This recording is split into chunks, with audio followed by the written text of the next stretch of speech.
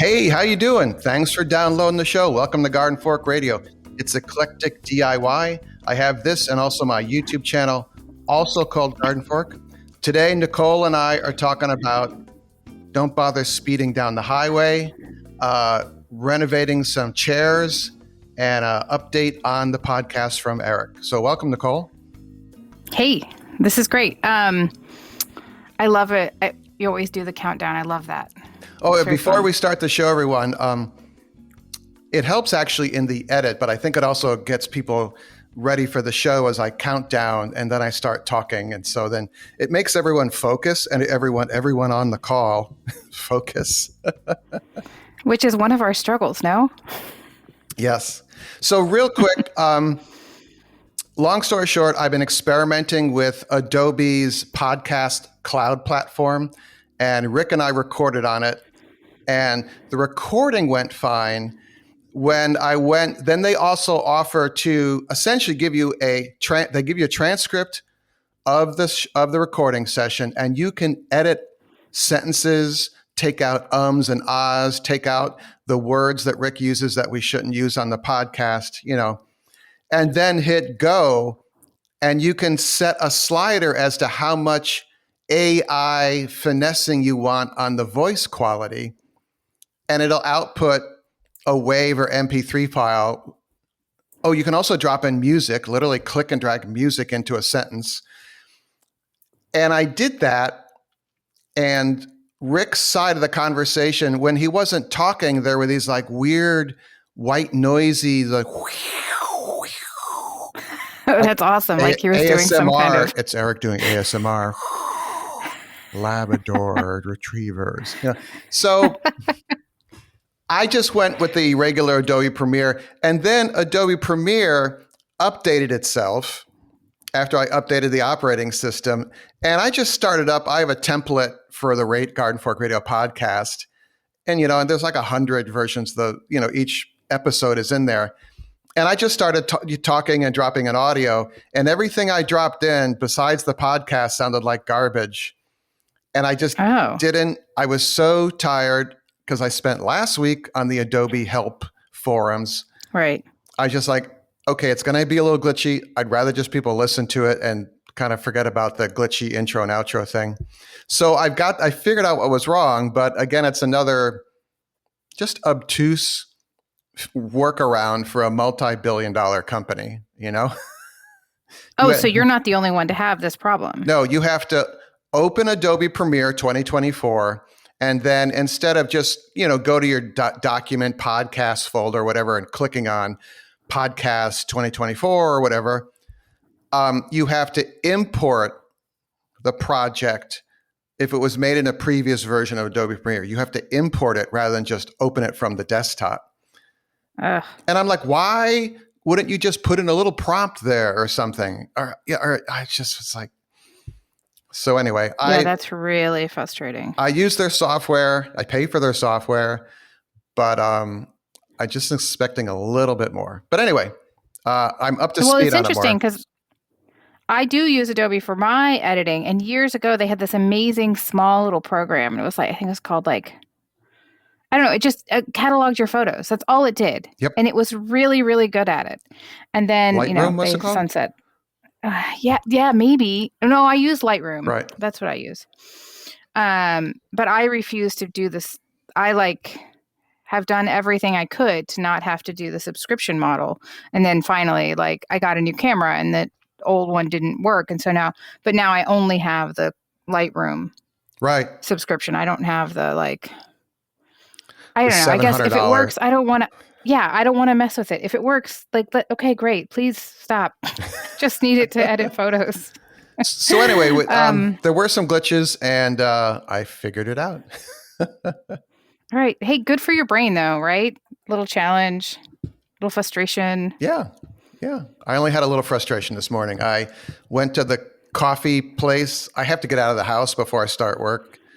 And I sat down on kind of facing the wall. There's like a long wooden countertop that faces the wall, and you look at your laptop, whatever. And right next to me, a young person plops down, puts on their headphones, and opens up a Zoom call and start talking at quite a loud level.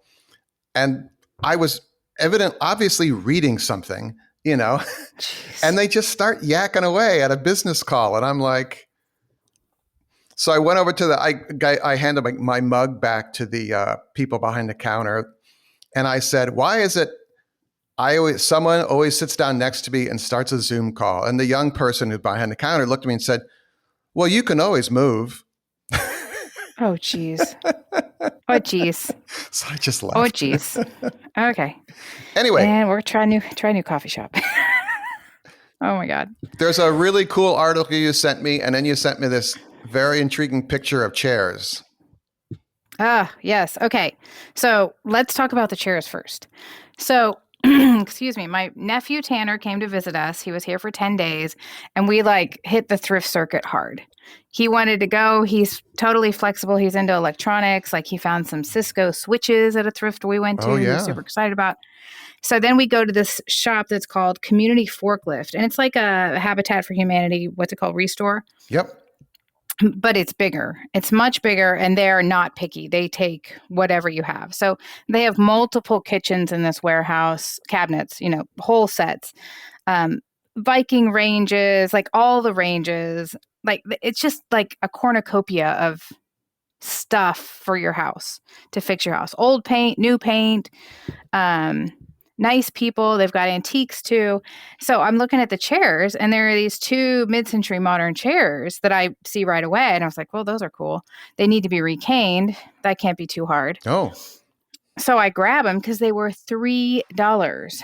And I was like, okay, look, even if this project fails, like I'm out $6, right? Like, yeah, no big deal. Yeah, and you used your left brain, your right brain. Right. Yeah, no, I'm totally using the other brain. So look them up. They're Carl Hansen and Sons original Danish chairs. And they're beautiful. They're the wishbone. I think they're called the wishbone chair. Yeah. And they match our kitchen table that is mid-century modern for my parents.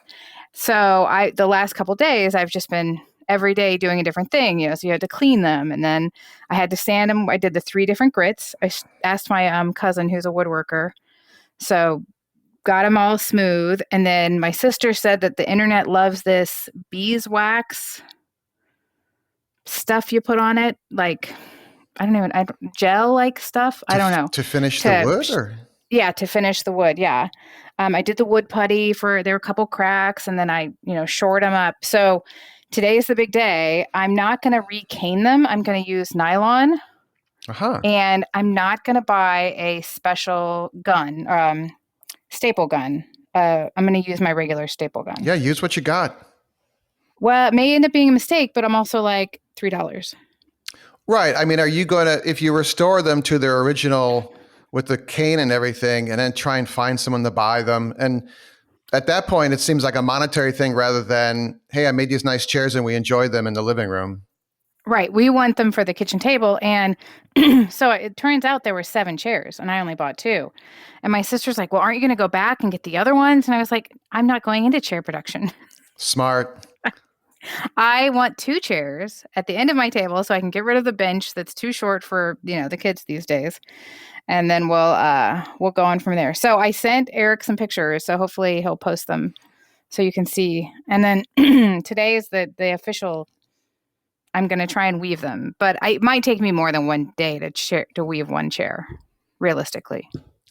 I have a friend that has woven some chairs using the wicker.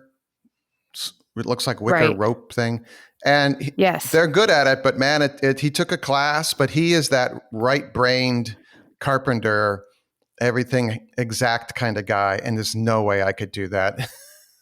Oh, see, yeah. I have watched the YouTube video of a guy doing it at the factory twice.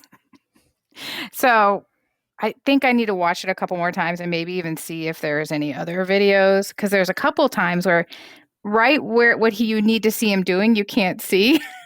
Right. So you hit the rewind for a second. You're like, what did he do? What did he do? What did he do there? What did he do there? So I'm excited. I'm using teal nylon. And yeah, perfect is the enemy here. We want a story to go with our chairs. Oh, cool. I love that. Yes, There's a store totally like excited that about in that. Brooklyn called Build It Green.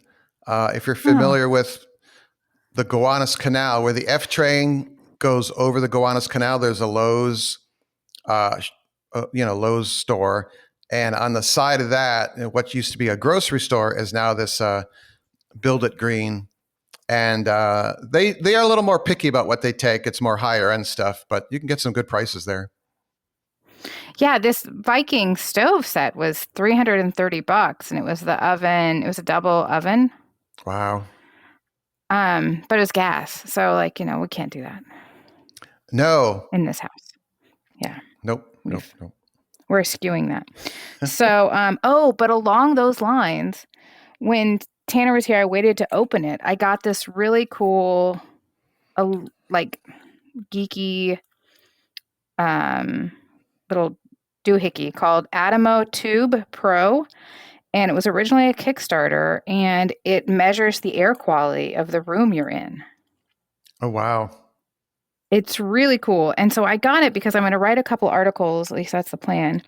I go to a couple coffee shops. One is Union Market. It's a huge market in the middle of DC. It's really cool. There are all these different stalls, but there's something wrong with their air. With the air, they're not exchanging the air fast enough, and so you leave out of there, and your clothes smell like the food. Yes. So the air quality is bad. So I want to go in there, do a couple different, measurements at different times of the day, and then this other small coffee shop that we love called Lost Sock. They definitely have an air issue, and it's a small space, but they seem to have it looks like the ducting is appropriate, but again, I leave there and I smell like their food and I cannot stand it. I've talked to the owner before, but I'm hoping if I come with data, he'll have more leverage to talk to his, the building.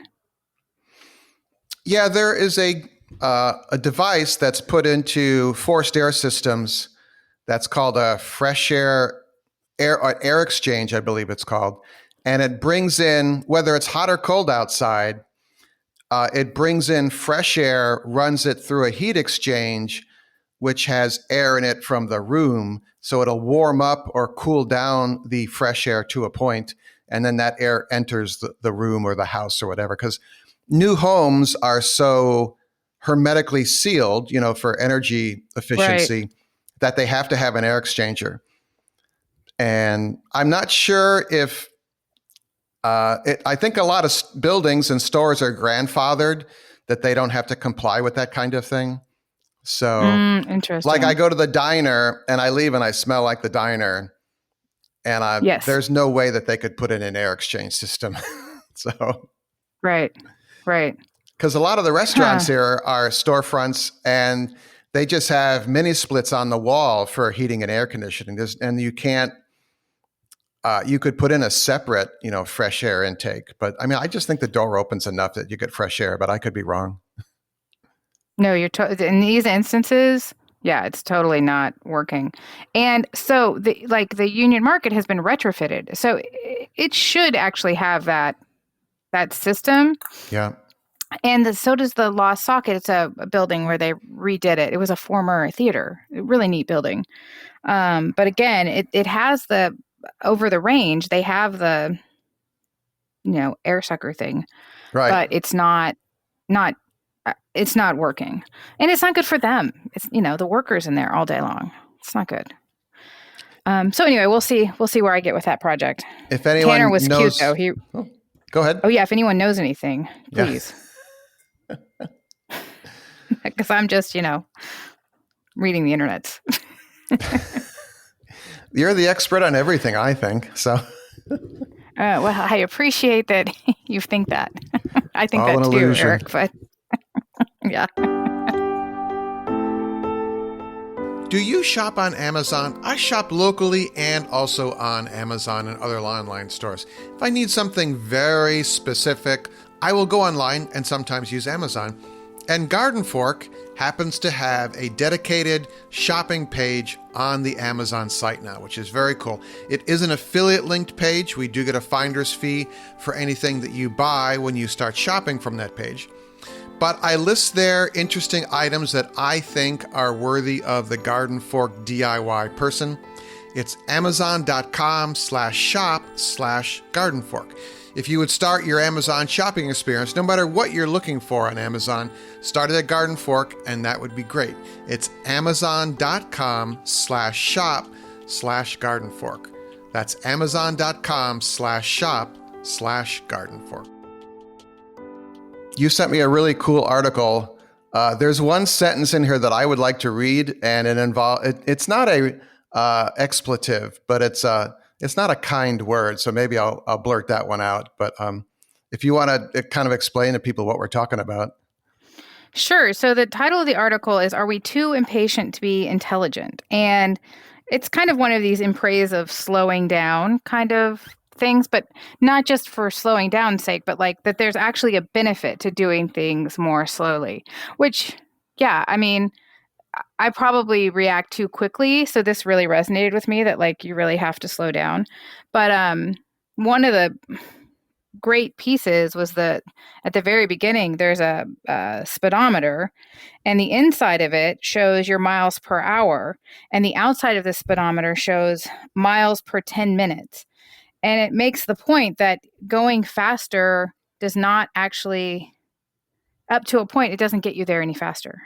Right. If you're driving fast. Diminishing returns. Yes. If you're driving 70 miles an hour, if you drive 90, you will save over an hour. I think you save 5 minutes or something. It's an incredibly small number.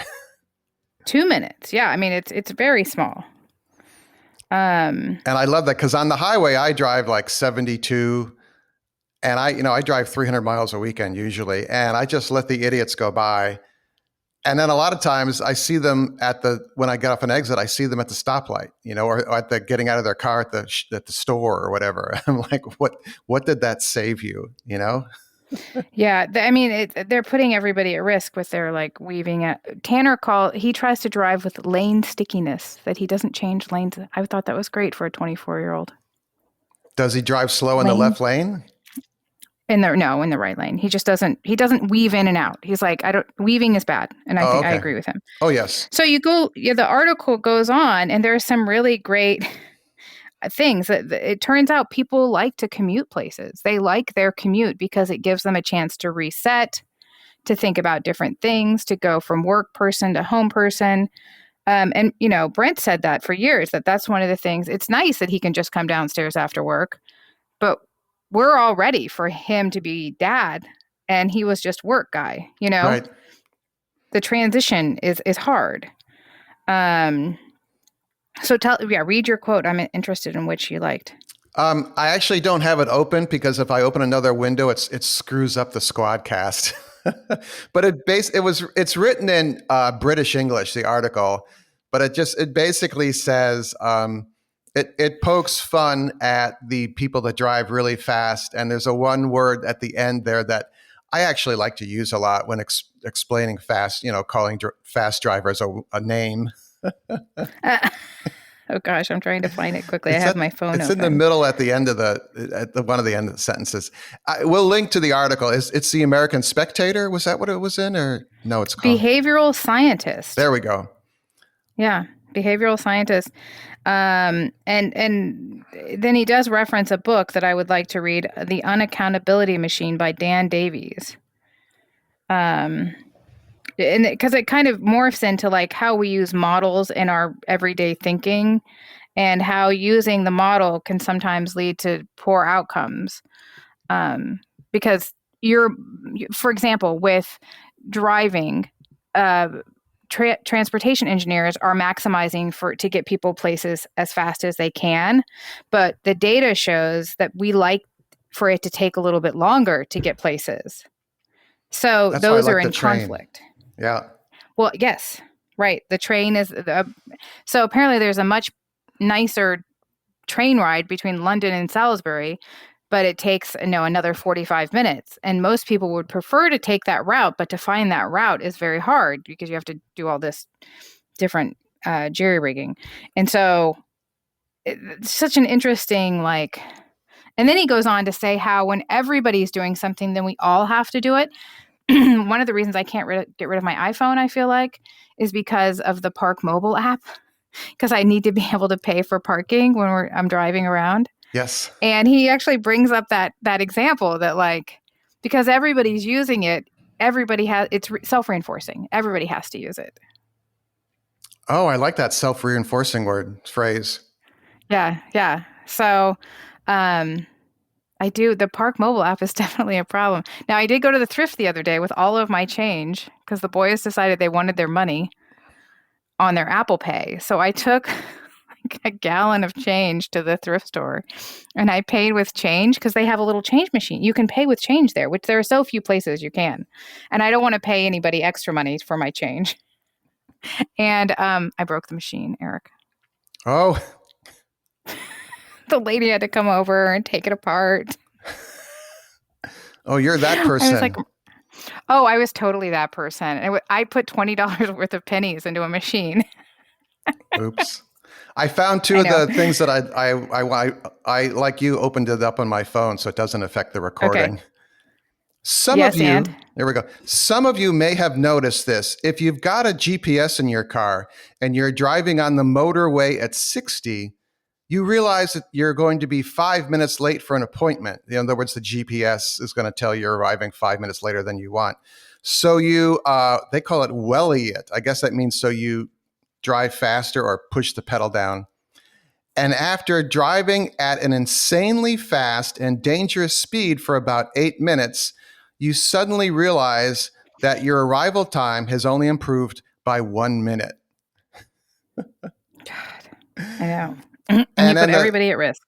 And then the other one is, so what this effectively says is going quite a bit faster when you're going slowly is a really big gain. Going fast, when you're going very fast, when you're already going fast, is the action of a blank blank. That's awesome. Insert the caustic Explicitive insult name of your choice. Well, the article then later on takes another turn, and there's this great video or graphic down below, a long-term trend: cheap goods, expensive services. And it shows how at the beginning in 1993, goods and services cost about the same, and how they've diverged since then to 2021. For example, college tuition is way more expensive than it used to be, and televisions are way cheaper than they used to be. And the impact that has on our psychology about just about how we think about things. Whereas housing, surprisingly, has stayed about the same price over the years. Food is a little bit cheaper. The average hourly wage has stayed the same. But childcare is much more expensive. Medical care is much more expensive. Clothing are cheaper. Toys are cheaper. Anyway, it was just interesting. A lot of food for thought in this article. I completely agree. It's a great article. And I was like, wow. Here's one. One of the worst mistakes we have ever made was making email instantaneous. We should have built in a 2-hour buffer unless you flag the email as time sensitive or urgent. Why is that? Because now everybody has to check their email every 10 or 15 minutes on the off chance that someone has sent them a time sensitive email. So the burden falls on the recipient, which means everybody, rather than the sender, which means one person, to sift the urgent messages from the important, but not time sensitive. This is why I only look at email maybe 3 times a day on purpose. Well, and that's smart. I know a couple of the kids that I follow on different social media places or different outlets. They have a thing at the bottom of their email that says, I only check email, twice a day. Oh, don't expect an immediate response. So I also think that's good because like I said, you're setting expectations, right? You're not going to get an immediate response. So have fun with that, I have unless you need me, call me. If it's an emergency, call me. Oh, yeah. I have a friend who's very successful in business, and he writes maybe 1 or 2 word email replies, maybe a sentence, and he says it's the most effective way to get a point across. I'm not going to go all wordy on you. No. Yes, no. Yes. let's discuss. And that's it. Well, that's how Mike Mansfield was the longest Senate Majority Leader up until, I don't know, maybe Mitch McConnell or something. But he was from Montana, and he would do press conferences, and he would only answer yep or nope. And it was infuriating for the press, but it's amazing how many things you can answer with yep or nope. Oh, I love that. I do too. We should try doing that with our spouses for today and then circle back to see how far that gets us. Yeah, that won't work. Which is fine. I'm no, not I'm just being silly. I'm not either. Wow, cool. Well, that was all very interesting. We will link to the article, and I'll put the photos in the post on our website that will contain this podcast, and I will link in the show notes to that web post. We're moving the website over to a new server and doing a bunch of changes to it. So it might be a little clunky, but the page will draw and you can see the pictures, and that's what you wanted anyway, right? So right, exactly. And hopefully I'll be able to send a successful photo, soon. Yay.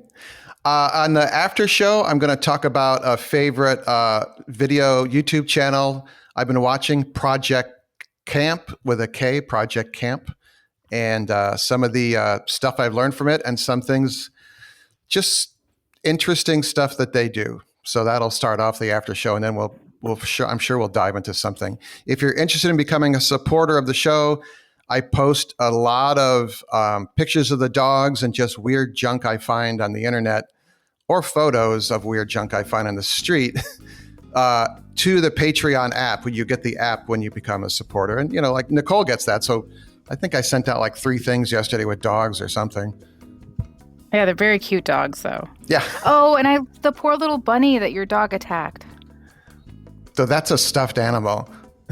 I know. It's a picture of Andy. You seem stressed for a second. You're like, wait, did the dog get a bunny? I'm like, what stupid thing did I do? No, Andy was in the leaves, and she had her favorite toy, and she was sitting there like a hunting Labrador that had just picked up the duck, or the geese or something from the pond. And they have it's called the soft mouth. They don't bite into, they just hold things in their mouth. And so she was holding her toy and sitting there. And that was a picture I sent to the She looked very patrons. photogenic. That was like model dog moment. Yeah. She's learning. All right. Thank you, everyone. Any comments? I'd love to hear from you. It's radio@gardenfork.tv. Thank you, Nicole. Yep. See you soon. All right. Garden Fork Radio is produced by Garden Fork Media, LLC in Brooklyn, New York. The music in the show is licensed from audioblocks.com and uniquetracks.com.